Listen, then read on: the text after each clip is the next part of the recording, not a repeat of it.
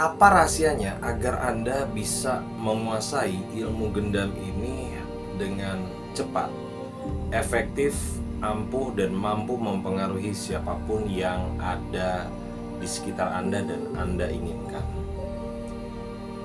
Pastikan simak videonya sampai habis, kita akan bongkar satu persatu. Yang pertama, Anda harus benar-benar memahami makna gendam.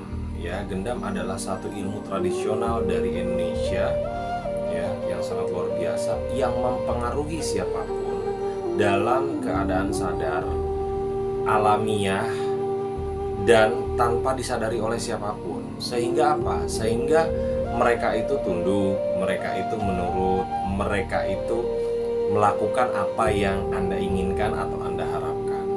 Nah, yang selanjutnya adalah ketika Anda sudah menguasai gendam itu dengan secara benar, mendalam, ya, pastikan juga saksikan video-video saya yang lain mengenai arti gendam, maka Anda akan mengambil sebuah keputusan.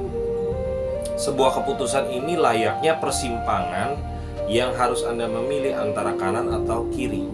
Mengapa Anda memilih gendam untuk merubah nasib kehidupan Anda? Kenapa Anda harus menggunakan gendam untuk menaikkan level kualitas diri menjadi lebih berkualitas? Ketika sudah mengambil keputusan itu, maka Anda harus ikat diri Anda dengan komitmen. Apa itu komitmen? Komitmen itu adalah ikatan. Komit itu berarti bertemu. Artinya apa? Suka duka dijalani. Ketika Anda melakukan, ya kan, tidak selalu berhasil atau wah dan segala macam, Anda benar-benar tetap harus menjalani prosesnya. Kenapa? Dengan Anda terus berlatih, terus mempraktekkan, terus memahami, maka nanti ketemu celah. Nah, celahnya ini adalah gaya Anda. Ada orang yang serius dalam menggendam, dia kena terus. Tapi ketika dia bercanda, santai nggak kena.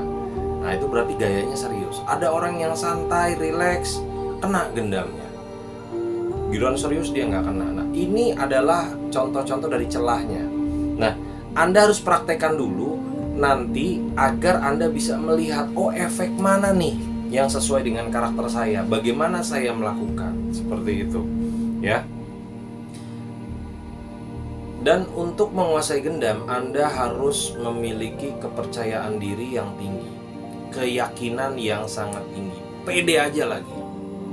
Kenapa? Itu kunci utama dalam melakukan gendam. Seandainya dia tekniknya masih amburadul, tetapi percaya dirinya tinggi, dia sangat yakin dan bahkan mengimani. Apa artinya mengimani? Adalah melakukan, percaya tanpa bertanya.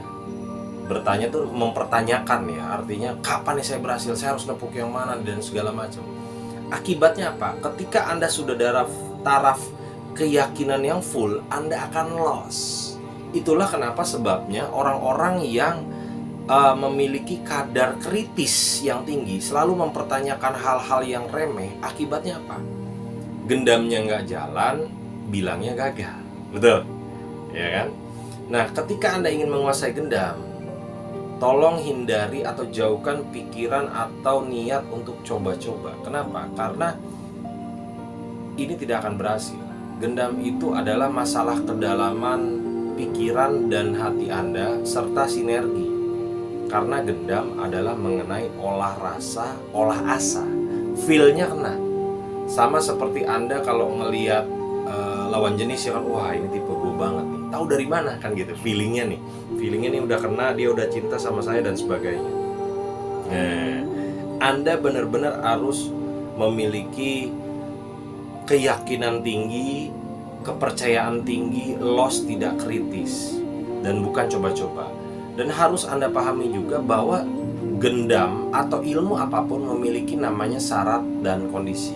Syarat dan kondisi ini ibarat kata sebuah pagar dalam jalan, ya, sebuah koridor. Anda boleh di tengah, boleh di pinggir, boleh di sebelah kanan, sebelah kiri, dan sebagainya.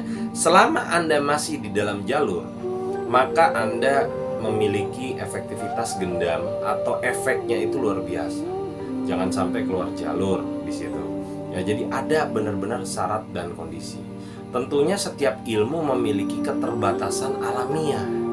Ya, Anda juga harus paham keterbatasan alamiah itu. Misalkan, apakah gendam bisa menumbuhkan tangan saya yang mohon maaf sudah tidak ada, atau jari saya yang patah, atau kaki saya yang patah dan sebagainya. Rasa sakitnya mungkin bisa, tetapi untuk hal-hal tertentu itu ada keterbatasan yang memang sudah alamiah, karena setiap ilmu pasti ada keterbatasan. Nah, selanjutnya ketika Anda sudah belajar, sudah paham, sudah mempraktekkan, lalu ngapain? Anda coba untuk proaktif kepada orang-orang yang mengajarkan. Artinya kalau Anda belajar ke A, Anda tanya ke A. Jangan Anda belajar ke A, nanyanya ke C. Itulah yang sebabnya saya tahu kenapa sih A begini. Anda belajarnya kemana? Oh, ke si Anu. Ya, tanya ke si Anu.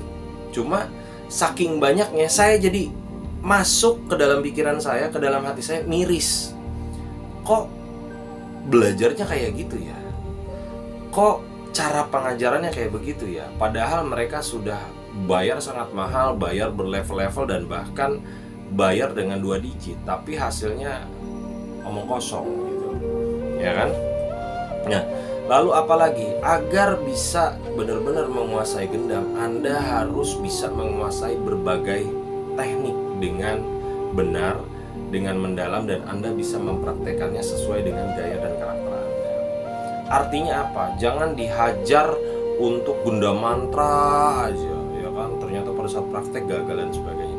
Ada kalanya harus pakai sentuhan, ada kalanya pakai tatapan mata, ada kalanya harus memang pakai batin dan sebagainya. Jangan hanya tepukan aja. Pertanyaannya, kalau ada meja di depan Anda, masa Anda mau berdiri terus bilang, maaf ya saya tepuk dulu, saya mau ngegendam? Kan lucu gitu. Jadi benar-benar Anda harus kuasai berbagai tekniknya.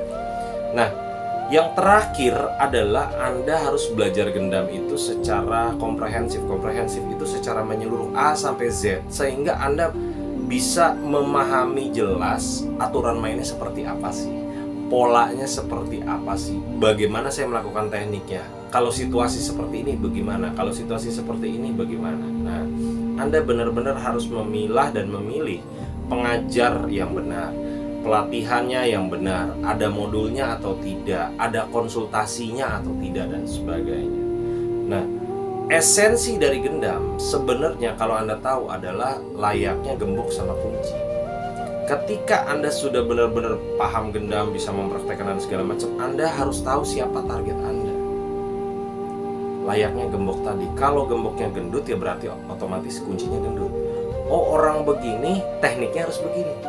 Oh, dalam situasi seperti ini gemboknya gepeng, gemboknya gepeng, kuncinya juga harus gepeng. Nah, seperti itu. Anda harus tahu tekniknya seperti apa, situasi kondisinya seperti apa. Oh, kalau gemboknya canggih harus pakai sidik jari seperti ini, harus pakai jari berarti. Oh, berarti kalau dalam hal-hal tertentu, hal-hal yang benar-benar kritikal dan sebagainya, Anda harus pakai teknik ini dan sebagainya, atau bahkan kombinasi. Nah, berbagai hal ini harus Anda pahami secara benar dan Anda lakukan. Makanya saran saya, belajar gendam itu benar-benar harus mendalam, benar-benar harus lengkap, sehingga apa? Saat prakteknya di dunia nyata, Anda bisa mendapatkan hasil yang signifikan. Oke, salam gila dari saya.